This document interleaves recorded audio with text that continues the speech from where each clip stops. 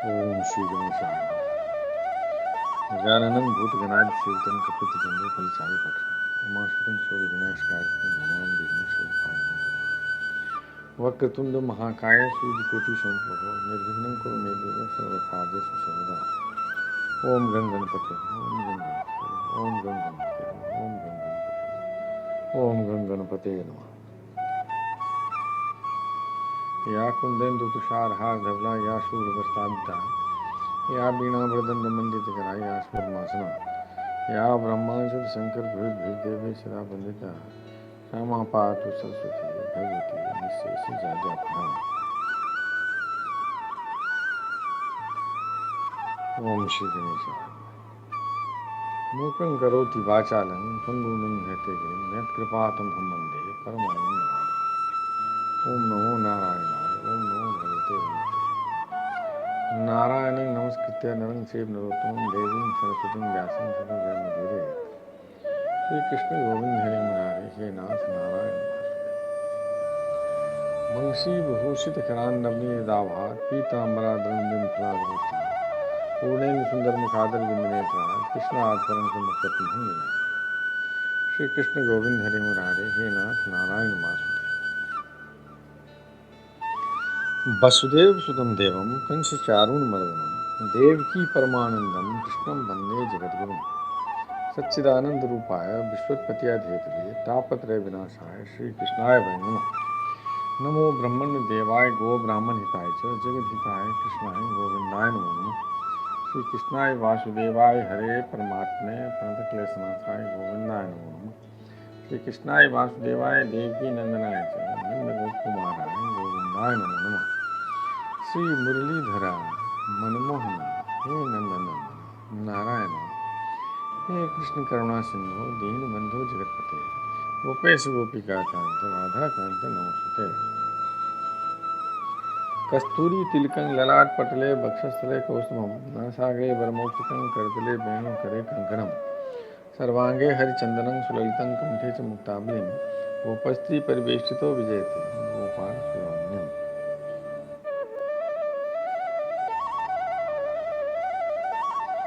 श्री कृष्ण गोविंद हरे मुरारे हे नाथ नारायण वासुदेव। ओम श्री गणेशाय नमः। अथ तृतीयोध्याय 9वां स्कंध का तीसरा अध्याय महर्षि च्यवन और सुकन्या का चरित्र। राजा सरियाति का वंश। सुखदेव जी कहते हैं, परीक्षित, मनुपुत्र राजा सरियात वेदों का निष्ठावान विद्वान था। उसने अंगिरा गोत्र के ऋषियों के यज्ञ में दूसरे दिन का कर्म बतलाया था। उसकी एक कमल लोचना कन्या थी, उसका नाम था सुकन्या। एक दिन राजा सरियात अपनी कन्या के साथ वन में घूमते घूमते च्यवन ऋषि के आश्रम पर जा पहुंचे। सुकन्या अपनी सखियों के साथ वन में घूम घूम कर वृक्षों का सौंदर्य देख रही थी। उसने एक स्थान पर देखा कि बाबी यानी दीमकों की एकत्रित की हुई मिट्टी के छेदों में से जुगनू की तरह दो ज्योतियां दिख रही हैं। दैव की कुछ ऐसी ही प्रेरणा थी। सुकन्या ने बाल सुलभ चपलता से एक कांटे के द्वारा उन ज्योतियों को बेध दिया। इससे उनमें से बहुत सा खून बह चला। उसी समय राजा सरियात के सैनिकों का मलमूत्र रुक गया। श्री कृष्ण गोविंद हरे मुरारे हे नाथ नारायण वासुदेव। राजा राजर्षि सरियात को यह देखकर बड़ा आश्चर्य हुआ। उन्होंने अपने सैनिकों से कहा, अरे तुम लोगों ने कहीं महर्षि च्यवन जी के प्रति कोई अनुचित व्यवहार तो नहीं कर दिया? मुझे तो यह स्पष्ट जान पड़ता है कि हम लोगों में से किसी न किसी ने उनके आश्रम में कोई अनर्थ किया है। तब सुकन्या ने अपने पिता से डरते डरते कहा, पिताजी, मैंने कुछ अपराध अवश्य किया है, मैंने अनजाने में 2 ज्योतियों को कांटे से छेद दिया है। अपनी कन्या की यह बात सुनकर सरियात घबरा गए। उन्होंने धीरे धीरे स्तुति करके बॉबी में छिपे हुए च्यवन मुनि को प्रसन्न किया। तदनंतर च्यवन मुनि का अभिप्राय जानकर उन्होंने अपनी कन्या उन्हें समर्पित कर दी और इस संकट से छूटकर बड़ी सावधानी से उनकी अनुमति लेकर वे अपनी राजधानी में चले आए। श्री कृष्ण गोविंद हरे मुरारे, हे नाथ नारायण वासुदेव। इधर सुकन्या परम क्रोधी च्यवन मुनि को अपने पति के रूप में प्राप्त करके बड़ी सावधानी से उनकी सेवा करती हुई उन्हें प्रसन्न करने लगी। वह उनकी मनोवृत्ति को जानकर उसके अनुसार ही बर्ताव करती थी। श्री कृष्ण गोविंद हरे मुरारे, हे नाथ नारायण वासुदेव। कुछ समय बीत जाने पर उनके आश्रम पर दोनों अश्विनी कुमार आए। च्यवन मुनि ने उनका यथोचित सत्कार किया और कहा, आप दोनों समर्थ हैं, इसलिए मुझे युवा अवस्था प्रदान कीजिए। मेरा रूप एवं अवस्था ऐसी कर दीजिए जिसे युवती स्त्रियां चाहती हैं। मैं जानता हूं कि आप लोग सोमपान के अधिकारी नहीं हैं, फिर भी मैं आपको यज्ञ में सोमरस का भाग दूंगा। वैद्य शिरोमणि अश्विनी कुमारों ने महर्षि च्यवन का अभिनंदन करके कहा, ठीक है, और इसके बाद उनसे कहा कि यह सिद्धों के द्वारा बनाया हुआ कुंड है, आप इसमें स्नान कीजिए। च्यवन मुनि के शरीर को बुढ़ापे ने घेर रखा था। सब ओर नसें दिख रही थी। झुर्रियां पड़ जाने एवं बाल पक जाने के कारण वे देखने में बहुत भद्दे लगते थे। अश्विनी कुमारों ने उन्हें अपने साथ लेकर कुंड में प्रवेश किया। उसी समय कुंड से 3 पुरुष बाहर निकले। वे तीनों ही कमलों की माला, कुंडल और सुंदर वस्त्र पहने हुए एक से मालूम होते थे। वे बड़े ही सुंदर एवं स्त्रियों को प्रिय लगने वाले थे। परम साध्वी सुंदरी सुकन्या ने जब देखा कि ये तीनों ही एक आकृति के तथा सूर्य के समान तेजस्वी हैं, तब अपने पति को न पहचान कर उसने अश्विनी कुमारों की शरण ली। उसके पातिव्रत से अश्विनी कुमार बहुत संतुष्ट हुए। उन्होंने उसके पति को बतला दिया और फिर च्यवन मुनि से आज्ञा लेकर विमान के द्वारा वे स्वर्ग को चले गए। श्री कृष्ण गोविंद हरे मुरारे, हे नाथ नारायण वासुदेव।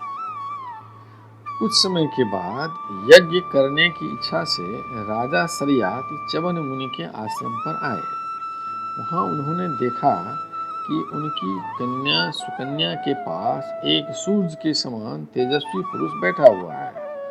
सुकन्या ने उनके चरणों की वंदना की। सरियात ने उसे आशीर्वाद नहीं दिया और कुछ अप्रसन्न से होकर बोले, दुष्टे, यह तूने क्या किया? क्या तूने सबके वंदनीय च्यवन मुनि को धोखा दे दिया? अब बस ही तूने उनको बूढ़ा और अपने काम का न समझकर छोड़ दिया और अब तू इस राह चलते जार पुरुष की सेवा कर रही है। तेरा जन्म तो बड़े ऊंचे कुल में हुआ था, यह उल्टी बुद्धि तुझे कैसे प्राप्त हुई? तेरा यह व्यवहार तो कुल में कलंक लगाने वाला है। अरे राम राम, तू निर्लज्ज होकर जार पुरुष की सेवा कर रही है। श्री कृष्ण गोविंद हरे मुरारे, हे नाथ नारायण। और इस प्रकार अपने पिता और पति दोनों के वंश को घोर नरक में ले जा रही है। राजा सरियात के इस प्रकार कहने पर पवित्र मुस्कान वाली सुकन्या ने मुस्कुराकर कहा, पिताजी, ये आपके जामाता स्वयं भृगुनंदन महर्षि च्यवन ही हैं। इसके बाद उसने अपने पिता से महर्षि च्यवन के यौवन और सौंदर्य की प्राप्ति का सारा वृत्तांत कह सुनाया। वह सब सुनकर राजा सरयात अत्यंत विस्मित हुए और बड़े प्रेम से अपनी पुत्री को गले से लगा लिया। श्री कृष्ण गोविंद हरि मुरारे हे नाथ नारायण वासुदेव। महर्षि च्यवन ने वीर सरयाति से सोम यज्ञ का अनुष्ठान करवाया और सोमपान के अधिकारी न होने पर भी अपने प्रभाव से अश्विनी कुमारों को सोमपान कराया। इंद्र बहुत जल्दी क्रोध कर बैठते हैं, इसलिए उनसे यह सहा न गया।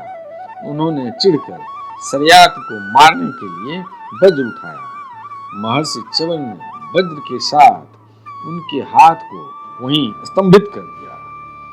तब सब देवताओं ने अश्विनी कुमारों को सोम का भाग देना स्वीकार कर लिया। उन लोगों ने वैद्य होने के कारण पहले अश्विनी कुमारों का सोमपान से बहिष्कार कर रखा था।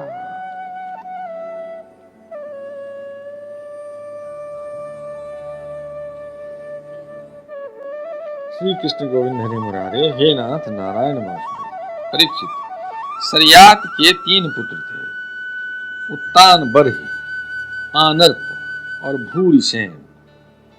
आनर्त से रेवत हुए। महाराज, रेवत ने समुद्र के भीतर कुशस्थली नाम की एक नगरी बसाई थी। उसी में रहकर वे आनर्त आदि देशों का राज्य करते थे। उनके 100 श्रेष्ठ पुत्र थे, जिनके सबसे बड़े थे कुकुद्मी। कुकुद्मी अपनी कन्या रेवती को लेकर उसके लिए वर पूछने के उद्देश्य से ब्रह्मा जी के पास गए। उस समय ब्रह्मलोक का रास्ता ऐसे लोगों के लिए बेरोक टोक था। ब्रह्मलोक में गाने बजाने की धूम मची हुई थी। बातचीत के लिए अवसर न मिलने के कारण वे कुछ क्षण वहीं ठहर गए। उत्सव के अंत में ब्रह्मा जी को नमस्कार करके उन्होंने अपना अभिप्राय निवेदन किया।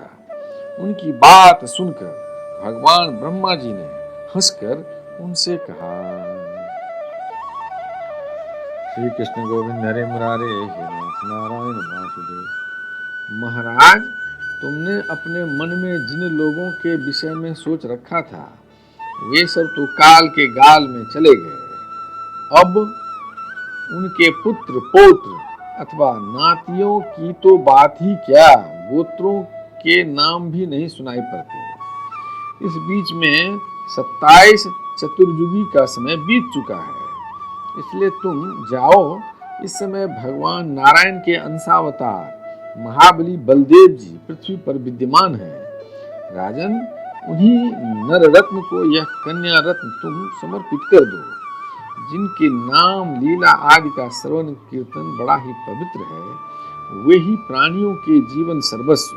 भगवान पृथ्वी का भार उतारने के लिए अपने अंश से अवतीर्ण हुए हैं। श्री कृष्ण गोविंद हरे मुरारे हे नाथ नारायण वासुदेव। राजा कुकुद्मी ने ब्रह्मा जी का यह आदेश प्राप्त करके उनके चरणों की वंदना की और अपने नगर में चले आए। उनके वंशजों ने यक्षों के भय से वह नगरी छोड़ दी थी और जहां तहां यूं ही निवास कर रहे थे। राजा कुकुद्मी ने अपनी सर्वांग सुंदरी पुत्री परम बलशाली बलराम जी को सौंप दी और स्वयं तपस्या करने के लिए भगवान नर नारायण के आश्रम बद्री वन की ओर चल दिए। श्री कृष्ण गोविंद हरे मुरारे हे नाथ नारायण वासुदेव। यदक्षरपदं भ्रष्टं मात्राहीनं च भवेत् तत्सर्वं क्षमतां देव प्रसीद परमेश्वर। हे कृष्ण करुणा सिंधु दीनबंधो जगत्पते गोपेश गोपिका कांत राधा कांत नमोस्तुते। कायेन वाचा मनसेन्द्रियं वा बुद्ध्यात्मना वा प्रकृति स्वभावा करोमि यज्ञ सकलं परस्मै नारायणाय समर्पयामि।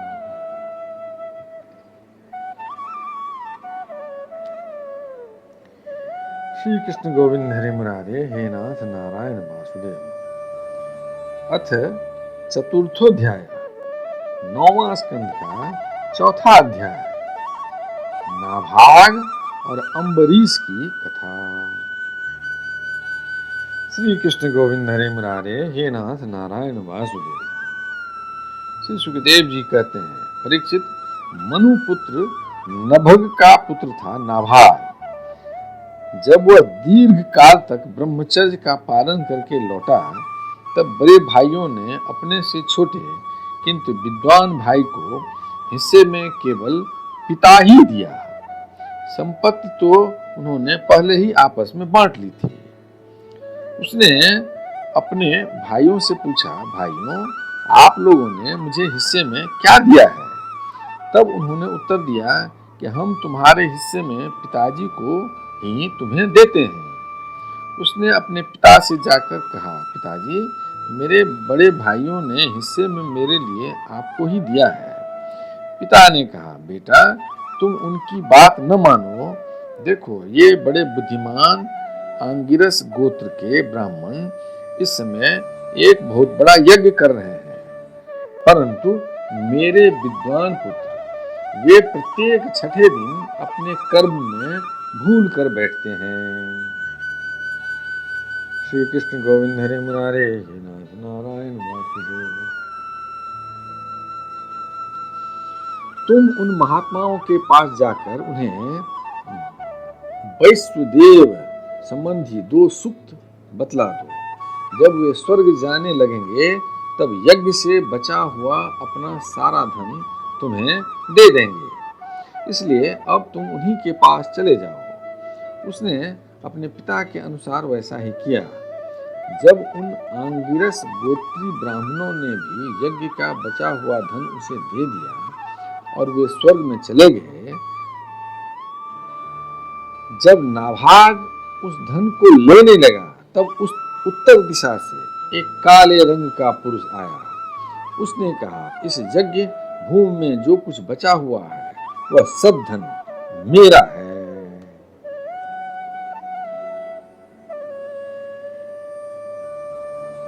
श्री कृष्ण गोविंद हरे मुरारे, हे नाथ नारायण वासुदेव। नाभाग ने कहा, ऋषियों ने यह धन मुझे दिया है, इसलिए मेरा है। इस पर उस पुरुष ने कहा, हमारे विवाद के विषय में तुम्हारे पिता से ही प्रश्न किया जाए। तब नाभाग ने जाकर पिता से पूछा। पिता ने कहा, एक बार दक्ष प्रजापति के यज्ञ में ऋषि लोग यह निश्चय कर चुके हैं कि यज्ञ भूमि में जो कुछ बच रहता है वह सब रुद्रदेव का हिस्सा है, इसलिए वह धन तो महादेव जी को ही मिलना चाहिए। नाभाग ने जाकर उन काले रंग के पुरुष रुद्र भगवान को प्रणाम किया और कहा, प्रभु, यज्ञ भूमि की सभी वस्तुएं आपकी हैं। मेरे पिता ने ऐसा ही कहा है। भगवान, मुझसे अपराध हुआ, मैं सिर झुकाकर आपसे क्षमा मांगता हूँ। तब भगवान रुद्र ने कहा, तुम्हारे पिता ने धर्म के अनुकूल निर्णय दिया है और तुमने भी मुझसे सत्य ही कहा है। तुम वेदों का अर्थ तो पहले ही से जानते हो। अब मैं तुम्हें सनातन ब्रह्म तत्व का ज्ञान देता हूँ।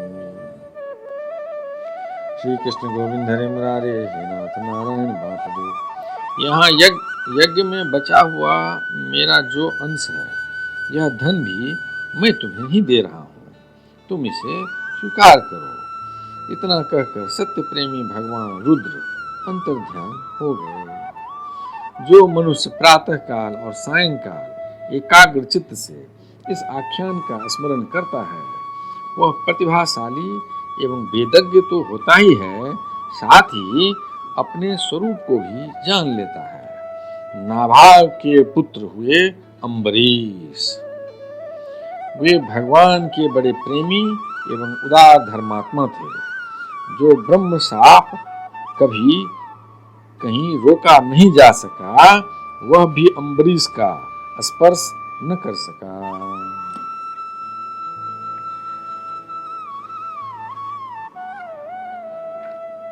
श्री कृष्ण गोविंद हरे मुरारे, हे नाथ नारायण वासुदेव। राजा परीक्षित ने पूछा, भगवान, मैं परम ज्ञानी राजर्षि अम्बरीश का चरित्र सुनना चाहता हूँ। ब्राह्मण ने क्रोधित होकर उन्हें ऐसा दंड दिया जो किसी प्रकार टाला नहीं जा सकता, परंतु वह भी उनका कुछ न बिगाड़ सका। श्री कृष्ण गोविंद हरि मुरारे, नाथ नारायण वासुदेव। श्री सुखदेव जी ने कहा, परीक्षित, अम्बरीश बड़े भाग्यवान थे। पृथ्वी के सातों द्वीप, अचल संपत्ति और अतुलनीय ऐश्वर्य उनको प्राप्त था।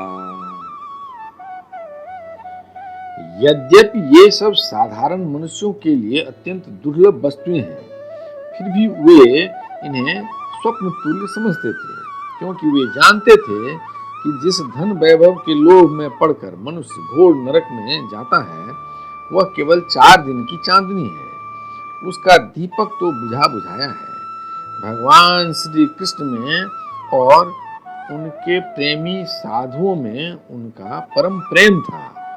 उस प्रेम के प्राप्त हो जाने पर तो यह सारा विश्व और इसकी समस्त संपत्तियां मिट्टी के ढेले के समान जान पड़ती है। श्री कृष्ण गोविंद हरे मुरारे, हे नाथ नारायण वासुदेव। उन्होंने अपने मन को श्री कृष्ण चंद्र के चरणार बिंद युगल में, वाणी को भगवत गुणानु वर्णन में, हाथों को श्री हरि मंदिर के मार्जन सेचन में और अपने कानों को भगवान अच्युत की मंगलमयी कथा के श्रवण में लगा रखा था।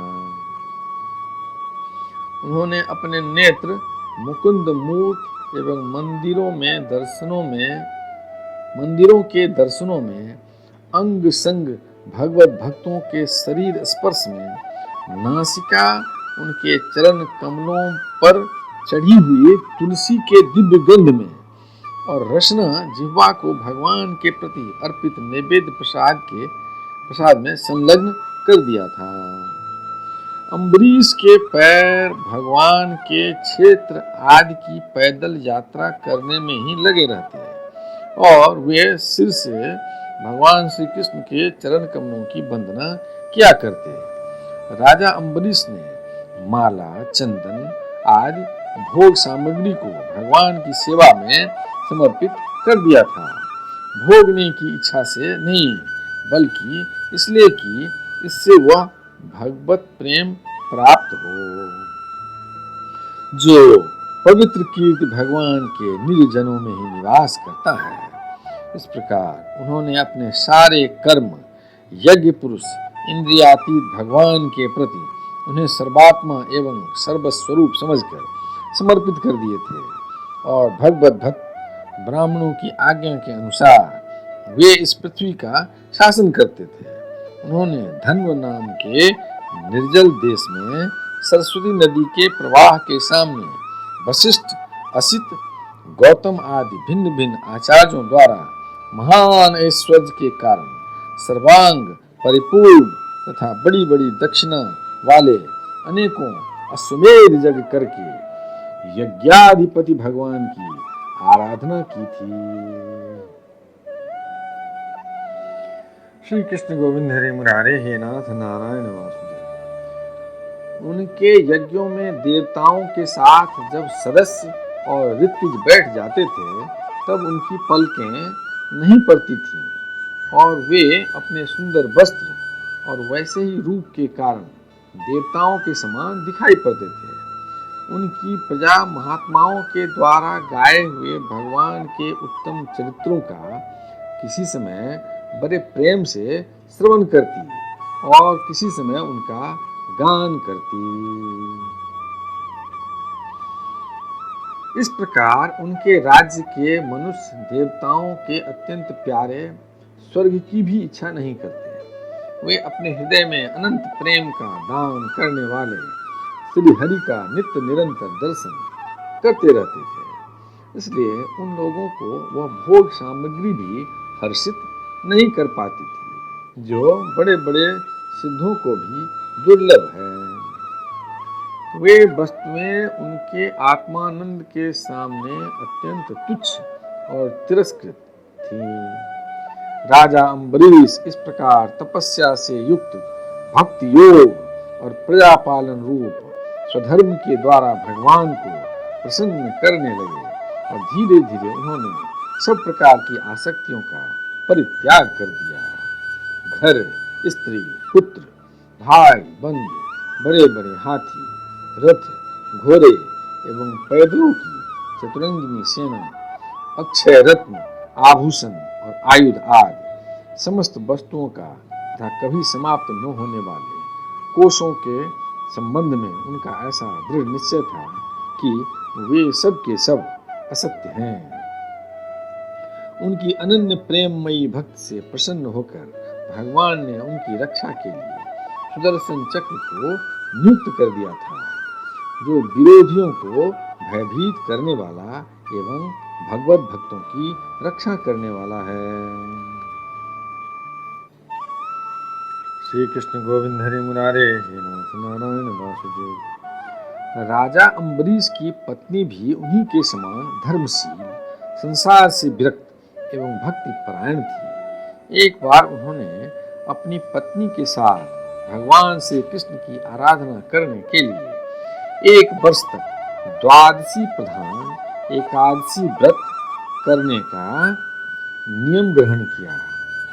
व्रत की समाप्त होने पर कार्तिक महीने में उन्होंने 3 रात का उपवास किया और एक दिन यमुना जी में स्नान करके मधुबन में भगवान श्री कृष्ण की पूजा की। उन्होंने महाभिषेक की विधि से सब प्रकार की सामग्री और संपत्ति द्वारा भगवान का अभिषेक किया और हृदय से तन्मय होकर वस्त्र, आभूषण, चंदन, माला एवं अर्ध आदि के द्वारा उनकी पूजा की। यद्यपि महाभाग्यवान ब्राह्मणों को इस पूजा की कोई आवश्यकता नहीं थी, स्वयं ही उनकी सारी कामनाएं पूर्ण हो चुकी थी, वे सिद्ध थे। तथापि राजा अम्बरीश ने भक्ति भाव से उनका पूजन किया। तत्पश्चात पहले ब्राह्मणों को स्वादिष्ट एवं अत्यंत गुणकारी भोजन कराकर उन लोगों के घर 60 करोड़ गौएं सुसज्जित करके भेज दी।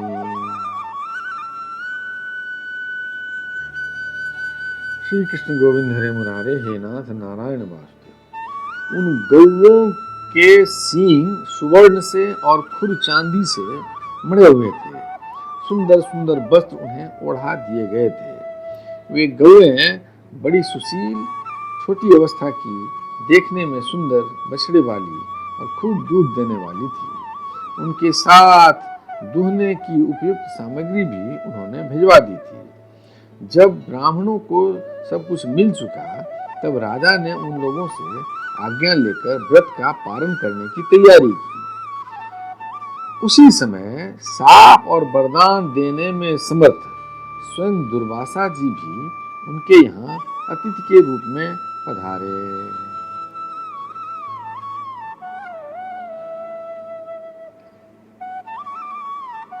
श्री कृष्ण गोविंद हरे मुरारे, हे नाथ नारायण वासुदेव। राजा अम्बरीश ने उन्हें देखते ही उठकर खड़े हो गए, आसन देकर बैठाया और विविध सामग्रियों से अतिथि के रूप में आए हुए दुर्वासा जी की पूजा की।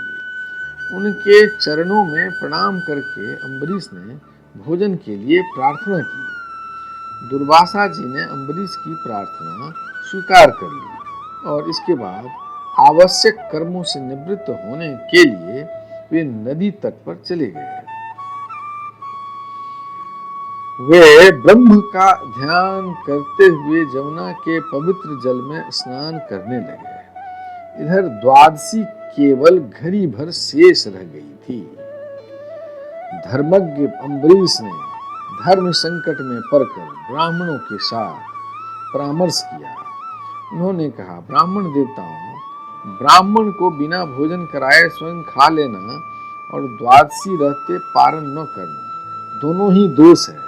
इसलिए इस समय जैसा करने से मेरी भलाई हो और मुझे पाप न लगे, ऐसा काम करना चाहिए। तब ब्राह्मणों के साथ विचार करके उन्होंने कहा, ब्राह्मणों, श्रुतियों में ऐसा कहा गया है कि जल पी लेना भोजन करना भी है और नहीं भी करना है। इसलिए इस समय केवल जल से पारण किए लेता हूं।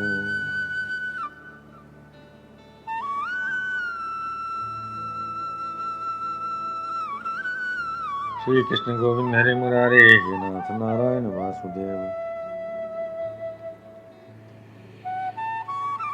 परीक्षित,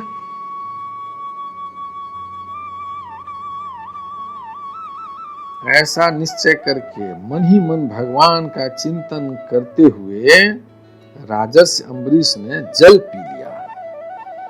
और परीक्षित वे केवल दुर्वासा जी के आने की बाट देखने लगे।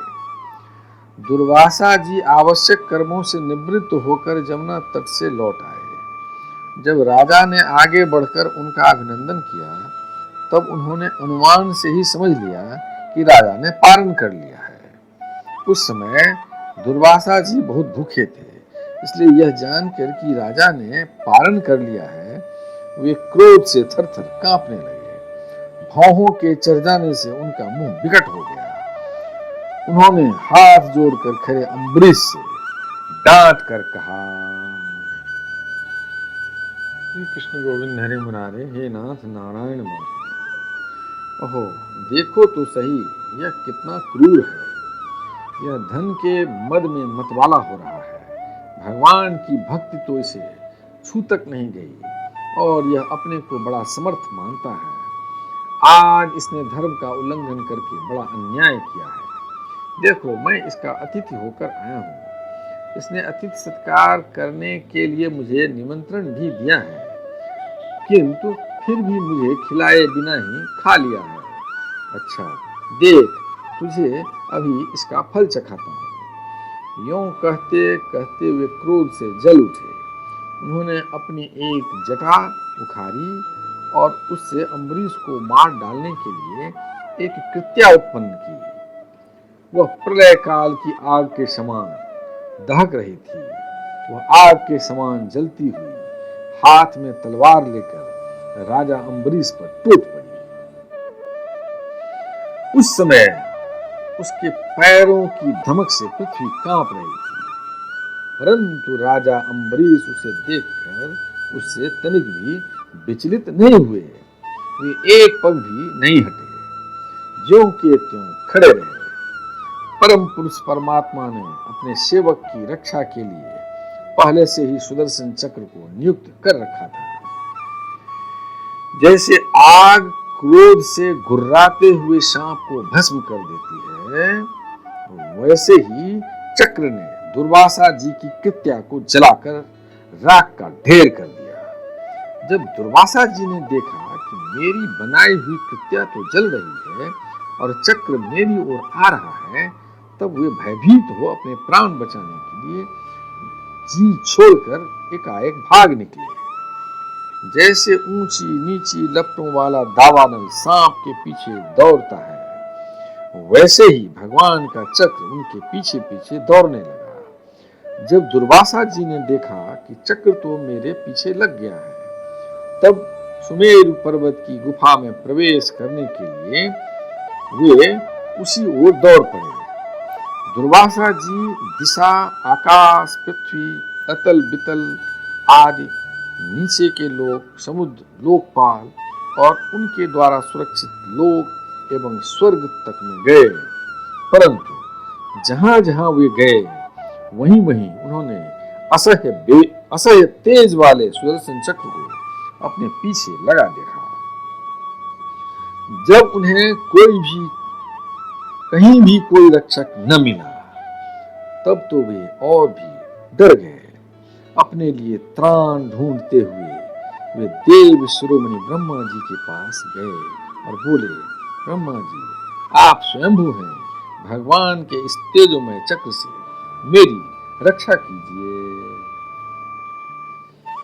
श्री कृष्ण गोविंद हरे मुरारे, हे नाथ नारायण वासुदेव। ब्रह्मा जी ने कहा, जब मेरी 2 परार्ध की आयु समाप्त होगी और काल स्वरूप भगवान अपनी यह सृष्टि लीला समेटने लगेंगे और इस जगत को जलाना चाहेंगे, उस समय उनके भ्रू भंग मात्र से यह सारा संसार और मेरा यह लोक भी लीन हो जाएगा। मैं शंकर जी, दक्ष, भृगु आदि प्रजापति, भूतेश्वर, देवेश्वर आदि सब जिनके बनाए नियमों में बंधे हैं तथा जिनकी आज्ञा शिरोधार्य करके हम लोग संसार का हित करते हैं, उनके भक्तों के द्रोही को बचाने के लिए हम समर्थ नहीं हैं।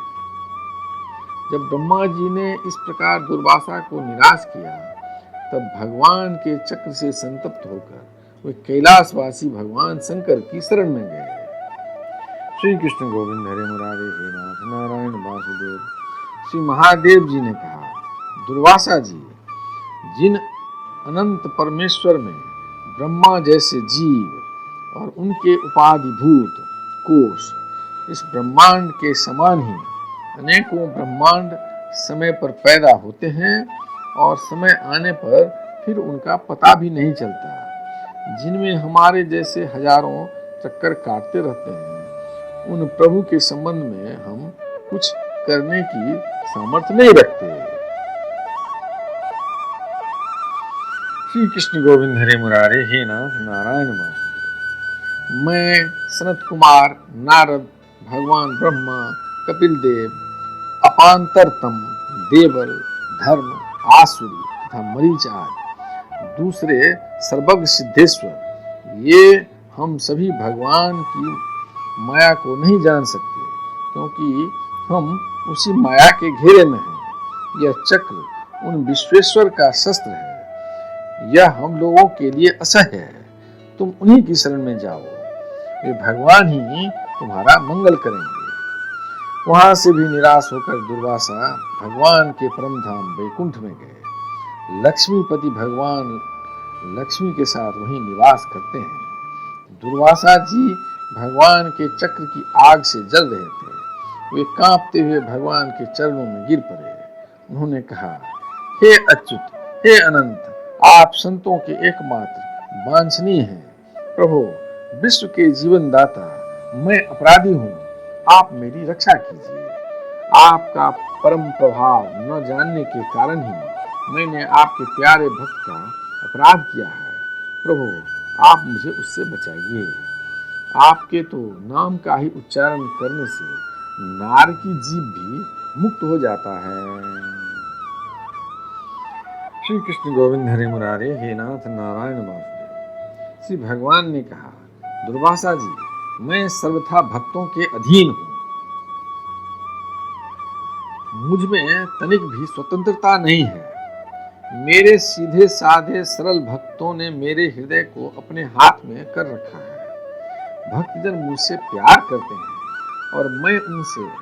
ब्रह्मन अपने भक्तों का एकमात्र आश्रय मैं ही हूँ।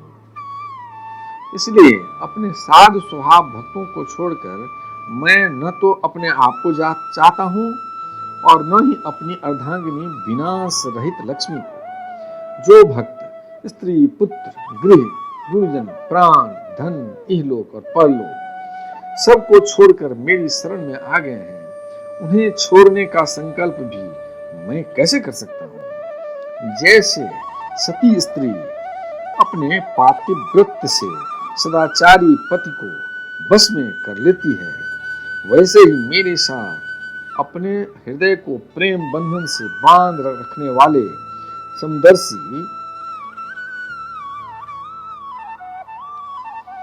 समदर्शी साधु भक्त के द्वारा मुझे अपने बस में कर लेते हैं। मेरे अन्य प्रेमी भक्त सेवा से ही अपने को परिपूर्ण कृतकृत्य मानते हैं। मेरी सेवा के फलस्वरूप जब उन्हें सालोक्य, सारूप्य आदि मुक्तियां प्राप्त होती हैं, तब वे उन्हें भी स्वीकार करना नहीं चाहते। फिर समय के फेर से नष्ट हो जाने वाली वस्तुओं की तो बात ही क्या है।